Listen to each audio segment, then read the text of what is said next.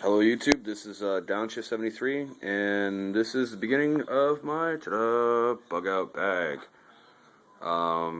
That's in the large Alice OD Green. It came with bandolier, camel bladder, which is attached on the other side. You can see the hose for the bladder coming off the left shoulder there, and Mr. Canteen, which I have in the canteen, a couple of water purification tablets in there. So we'll just go through this real quick because I'm sure there are better things you all have to do with your time. Up there is personal hygiene. We have, just an assortment of stuff. Baby powder, deodorant, hand sanitizer, floss, toothbrush, soap, the whatnot, washcloth, towel. Here we have a parka jacket, socks and undies, and a belt. Get down, you got 30 feet of paracord, and this is actually one of those Walmart special sewing kits with a Ranger band to keep it from falling all over the place. And down a little farther, you have the emergency blanket, the entrenching tool, which I thought about, which is cool about this, is it's hollow, so I'm sure I'll figure out something else to utilize the hollow tube. Space. Poncho. Here we have a cheapo Michelin tire. I'm not exactly sure where I got this, but it's a small multi-tool. And then, of course, my Leatherman Wave, which I've had for years, and I just absolutely love Leatherman. Here is the Cold Steel Kobun Tonto. It's actually got a fairly thick blade to it. That actually hangs right from the shoulder strap, drop point fashion, so I can just pull it out really easily if I need to. Has a Kydex sheath, which I have, sharpening stone, wet fire cube, ferrule rod. It stays in there pretty snug. I have more Ranger bands around it. I guess you can't have enough Ranger bands because they're pretty good. Cheap dollar knife, Craftsman camping hatchet, assortment of flashlights. Nothing major to write home mom about, but they'll get you to where you need to go. Got some nylon cord wrapped around this long one. Bite sticks and poison ivy relief. Zip ties, neoprene knee brace for me. Bicycle tube. There's another S-clip. Got to pick up a couple of more of these. Replacement tips for the bladder right here. Red box contains precious items like silver coins and some old gold stuff that I got kicking around. Here's my survival saw. I actually made this one myself.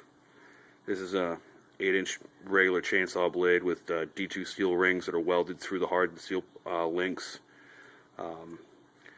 These are 2024 aluminum handles that I machined out. That's what I do for a living. I'm a machinist. Chamfered and then brush with a wire brush just to remove any sharp edges on it, but it'll definitely, tested it out. It'll cut through the 9-inch log pretty quickly. Playing cards, compass. Here we got, fishing reel that I actually took the old line off of. I got to reline it, get a better spool on there. My thought on the whole fishing thing is you don't really need a rod if you got a couple of Ranger bands and some key rings.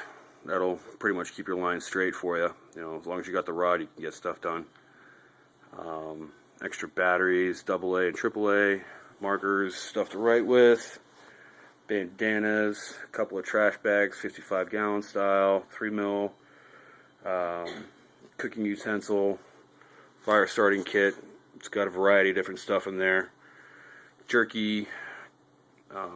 There we have, the Ozark Trail eating system, food spork knife, can opener, punch, corkscrew. There's another Coleman spice container. It's actually got a 50-50 garlic and onion powder mix and black pepper. Beef jerky links.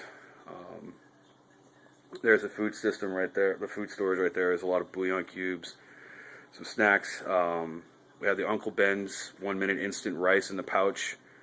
All you need is like a quart of water, and you can boil it up pretty quick, which actually kind of conflicts with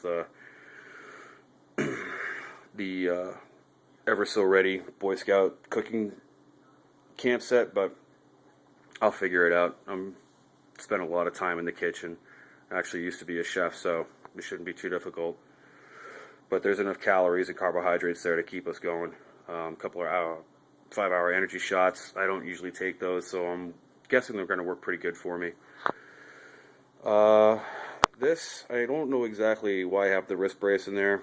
I sprained my wrist pretty bad a long time ago, but I figured if for whatever reason you're walking around and you take a pretty good fall, you might need it. Ace bandages. This is actually a cracker container that I've utilized to hold some gauze, tourniquets, different kinds of topical ointments, alcohol swipes, and there's aspirin, Imodium, anti-diarrhea, upset stomach stuff, stuff for headache, stuff for anti-inflammatory like ibuprofen,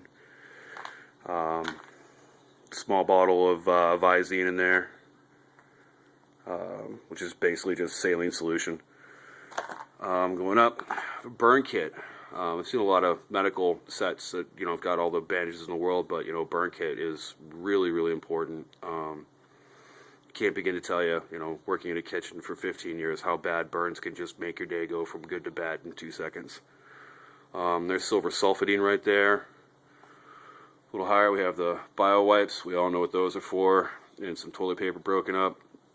And right there is a very compressed and gone over several times trauma bag, response style. I've got a liter of saline, different kinds of catheters, lines, different grades of bandage. I've got everything from Vaseline-based Tulfa to straight out 4x4 gauze in there.